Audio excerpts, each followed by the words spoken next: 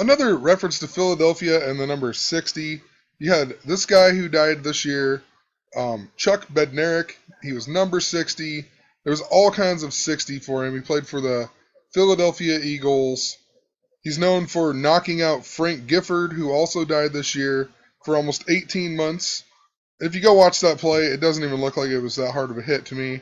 But I mean, he was a member of the Eagles NFL championship teams in 1949 and 1960, and then 1960 NFL championship game.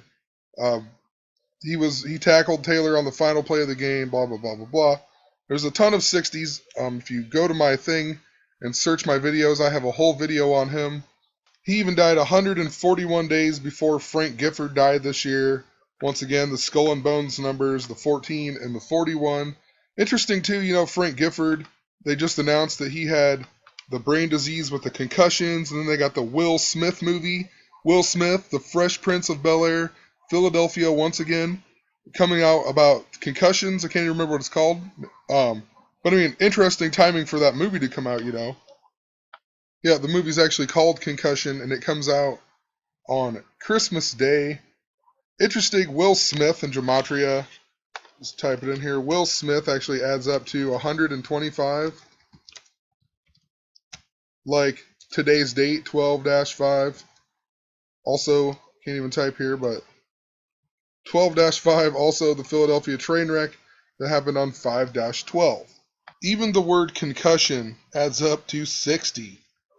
Also, I've talked about how it seems to be coded to Kobe Bryant a ton, lots of things. It goes clear back to like his 81-point game and whatnot. He scored 81 points. The Lakers scored 122 points in the game. The game was played on January 22nd, like 122. I have tons of videos on this as well. But Kobe's even 37 this year. This is a number that you often see with the 55s as well. It doesn't matter what year it is, 37 and 55 seem to be coded together. I believe 37 is a Fibonacci number, and then 55 is the next one. Not going to look it up. I'm pretty sure I'm right, but Kobe's from Philadelphia. And remember, he tore his Achilles tendon in 2013 against the Golden State Warriors. And the Golden State Warriors actually used to be the Philadelphia Warriors. And then, of course, the Golden State Warriors beat the longest winning streak in the beginning of the season. And they played the Lakers to beat the streak. Also, Kobe Bryant then announces his retirement after playing the Pacers, and that was on the Philadelphia, or the 333rd day of the year, which ties into Philadelphia. Like I said, Philadelphia is 333 years old this year, actually 33 days before Kobe announced his retirement. But the next game, of course, the Lakers played the Philadelphia 76ers. The Lakers even opened off the season this year playing the Timberwolves.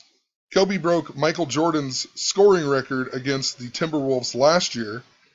And the Lakers were owning this game and then just all of a sudden lost. Just how NBA is, where a team can be winning by 50 and the other team comes back and wins in the second half or something stupid. But the score adds up to 223. It was a tribute to Flip Saunders. Flip Saunders was born on 2/23. He announced his cancer on the 223rd day of the year.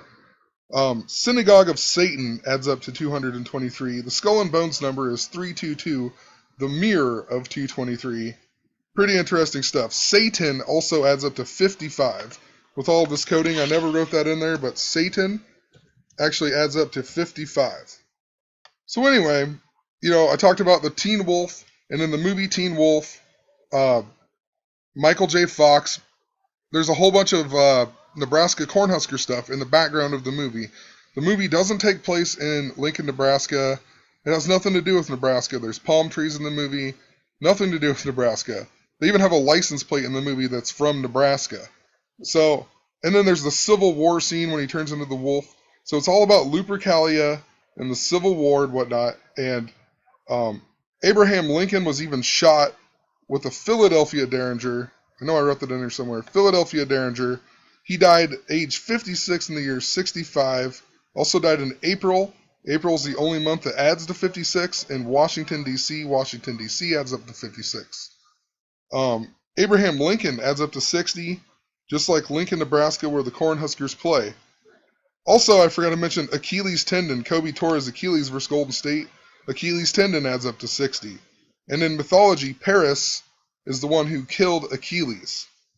Just interesting with the recent Paris attacks and whatnot. Also, the Iowa Hawkeyes haven't been ranked number 1 since 1985, the same year that the Royals won the World Series. The Royals won the World Series again this year, but 30 years adds up to 60. I also didn't even think about it. I've talked about the blackouts with Nebraska Cornhuskers. I mentioned how I thought there was going to be a blackout and blah, blah, blah. And it was all dealing with the Fort Calhoun nuclear power plant. Thought maybe there might be a blackout at one of the games or something like that. But it never even dawned on me. Iowa Hawkeyes, they actually have a blackout game every year, the annual blackout, and it even says this year, or this is 2013, I guess. It says they add red, white, and blue to annual blackout. But red, white, blue in gematria adds up to 60.